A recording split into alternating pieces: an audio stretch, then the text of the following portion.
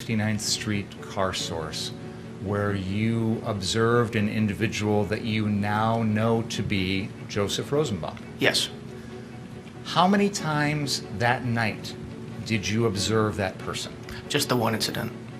Can you tell us what you observed? He had been acting very belligerently.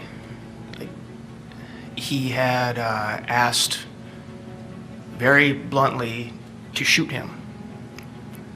He did a few what I would call false stepping, which is making a step to entice somebody to do something. He had done that a few times. After he'd done that a few times, I turned my back to him and ignored him. What did you think of him?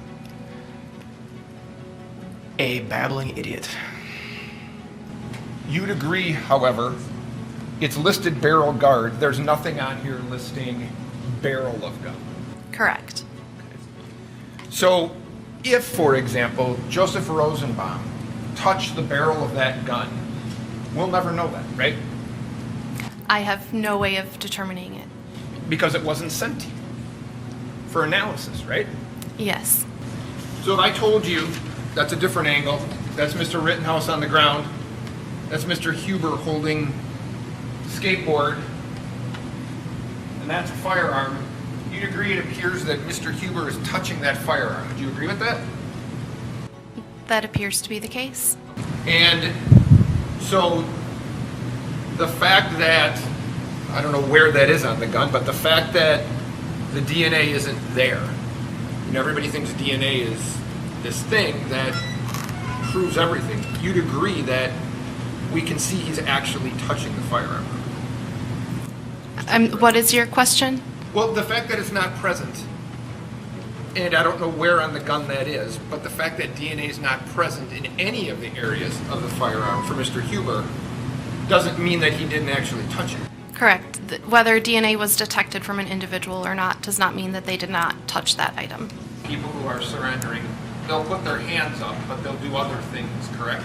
Correct. They'll usually get down on their knees or prone themselves out and follow instructions that we're giving. Right. You're not giving him any instructions to get on his knees or lay down. That's correct. Okay, so when you say people do things like do this and then lay on the ground, that's done at your direction. Not necessarily. I've had quite a few experiences where when somebody does have a desire to surrender to us, they will do that on their own because they're aware that they're armed and their intent is to surrender and they don't want something else to happen. So at this point, it's your, and I'm not being critical of you, it's your testimony that at this point you have no idea that Mr. Rittenhouse has done anything wrong. that's correct.